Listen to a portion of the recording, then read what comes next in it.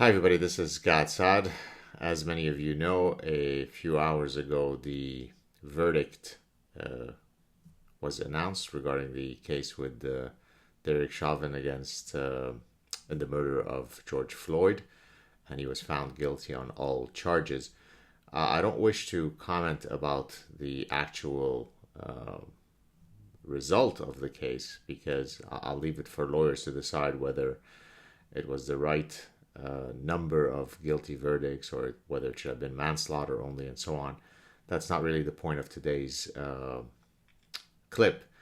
And of course, I wish to reiterate that by no stretch of the imagination could one not think that he's certainly, at the very least, guilty of gross negligence, of wanton disregard for of human life, and so on and so forth.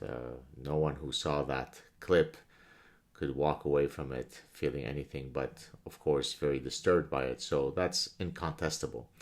But what I'd like to talk about today is another murder that happened, and actually, at the societal level, a much greater murder, and that's the murder of deontological ethics. As I explain in the Parasitic Mind, I explain the difference in the context of various contemporary issues about the importance, the tension between deontological ethics, which revolve around absolute statements. It is always wrong to lie, would be a deontological statement, versus consequentialist ethics would be whether you lie or not depends on the consequences of your actions. So that if your spouse were to ask you whether they look fat in those jeans and you wish to maintain a harmonious marriage, you might wish to lie in order to spare their feeling and maintain the harmony in your marriage. So that would be an example of consequentialist ethics. And the issue is not so much that we should always be deontological or always be consequentialist, but rather the key issue is to know when to deploy which ethical system. When it comes, as I explained in the Parasitic Mind, to the pursuit of truth, then you should certainly be deontological in your pursuit of truth. In other words, for example, not pursuing truth because it might hurt someone's feelings is a consequentialist perspective. Pursuing the truth unencumbered by the emotive consequences of you pursuing the truth would be a deontological position. So now let's talk about deontology when it comes to the legal system. The legal system in the West is predicated on certain first principles that should be completely deontological in their application. In other words, we never sacrifice a millimeter of those first principles, those deontological ethical positions, in this case in the legal setting, in the pursuit of some objective, of some consequence. So for example, and I just wrote this down here, Adolf Eichmann, who was one of the grand Nazi butchers of the extermination of Jews in the Second World War, was captured by the Mossad in Argentina in 1960. It would have been extraordinarily easier for the Mossad to simply put a bullet in his head and met out, do justice to this monster, a much greater monster than Derek Chauvin. And yet, because they wanted to adhere to deontological principles at great personal cost, knowing that if they were arrested in Argentina, if they were apprehended, it wouldn't go well, they smuggled him out of Argentina back to Israel, where he stood trial and eventually was executed. That's an example of deontological ethics. Here's another example of deontological ethics. On October 3rd, 1995, O.J. Simpson was acquitted of the murder of the two people that, his ex-wife and the other gentleman, his name escapes me. I remember that day I was heading off to lecture, and I was very disturbed by the result, as were many people. As lawyers have intimated, there was more incontrovertible evidence in supporting the incontrovertible fact that O.J. Simpson was the killer. I mean, their DNA, on him, his DNA on them, and on and on and on. It was all apparently planted by the racist police. And so many people, so the lawyers in question had said that if you took 10 very compelling cases that led to the death penalty and added up all of that evidence, it wouldn't amount to the amount of evidence that was presented against O.J. Simpson, but yet he was acquitted. Many people were very upset. They didn't riot, they didn't kill anybody, because there is here a deontological principle, which is you don't have a free and fair country whereby the mob rules, whereby the mob decides what is the correct verdict or not.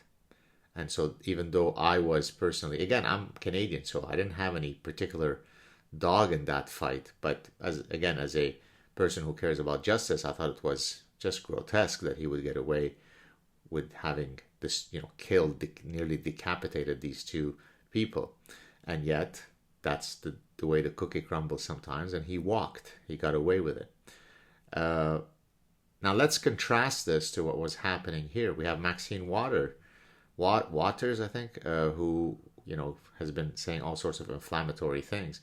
We have the President of the United States, who today said, I really pray that the right verdict is reached the day that the jury is deliberating. So when you talk about outside influence on a jury, it's usually for a lot less influence that you sequester a jury. Here you have 1 year of violent rioting subsequent to the horrifying and tragic killing of George Floyd, and you have countless mobs saying if the correct verdict is not reached, cities will burn. So do you think on a scale of 0 to 100, where 100 they were maximally intimidated, 0 they weren't at all, what's the number that you're going to ascribe to how afraid those poor jury members were when they were deliberating? Certainly no intellectually honest, decent human being would say it's at 0. We can debate if it's at 100 or 95 or 90 or 80, but is this the type of society you want to live in? Of course it is galling and upsetting and grotesque to see what happened to George Floyd, but that's why you have deontological principles that govern the legal system. That's why it's not the Middle East. That's why it's not North Korea. That's why it's not the judicial system that humanity has had throughout much of recorded history. The US is an anomaly when it comes to the justice system that it has. And we are eradicating that because we are sinking back to the default base instincts of human nature, and that is the mob rules. You find the verdict that I want you to find, or else. Got it? When Donald Trump was removed from social media, a lot of my super smart progressive friends who are otherwise supposed champions of free speech did not mind that Donald Trump, the sitting president of the United States, would be whisked away from social media because he was just too dangerous. So they took a consequentialist bent in navigating through that issue. So yes, they believed in freedom of speech. And I better not have somebody in the comment section, but Twitter is a private company. They're not the government. I will block you for being, a cretin of the highest order. As I explained in the Parasitic Mind, freedom of speech is not something that only the government influences. It's part of the fabric of the society. It's part of the culture and the zeitgeist of a society to either tolerate intrusions of freedom of speech, irrespective of where they come from, or to fight against such intrusions. The cancel culture, it's not the government that's doing cancel culture, but it is a bunch of people who say, I don't want you to speak, and therefore I will deplatform you. I will occupationally harass you. That is an intrusion on freedom of speech because you are stopping one free individual in the society from exercising their right to speak. So an attack on freedom of speech is not synonymous with only the government meting out that attack. So when Donald Trump was whisked from all social media, while he was still president, supposed intellectuals that I know were gleeful about that. Somehow they could perfectly reconcile their supposed support of freedom of speech in a free society and having the silencing of the sitting president of the United States, because from their view, he posed too great a danger for those deontological principles to apply. Therefore, they switched to a consequentialist ethics. Okay, when Brett Kavanaugh was being confirmed, and someone came a day or two before his confirmation and said that sometime, somewhere, maybe, could be in 1912, could have been in the 7th century, could have been last Tuesday. She's not sure. There is no corroboration. Her friends did not corroborate it. He was a gang rapist and he did this to her and that to her. It didn't matter to all of my progressive friends that it was astonishing that you wouldn't follow the presumption of innocence, that you wouldn't laugh that person out of town, but rather it was too dangerous to allow this guy to sit on the justice on the Supreme Court, because after all, bruh, this wasn't a criminal case. It was just a job interview. So again, they were willing to completely reject and destroy and urinate on first principles that define a secular, liberal, enlightened society, because they put on their political tribalism, consequentialist hat. So remember the words that I'm sharing with you. What makes the West great and made it great for several hundred years, notwithstanding, of course, some stains that it has, is the fact that there is a bedrock of fundamental principles, deontological principles, that were supposed to be inviolable. That's what makes a society free. Once you start putting an asterisk and saying, but when it's Donald Trump, it's okay to erase him. Oh, when it's the New York Post reporting on Hunter Biden, it's okay to get rid of them. They're engaging in Russian propaganda. Or when it comes to Brett Kavanaugh, well, he's just a gang rapist. It's okay to get rid of him. Okay. No, it's not okay.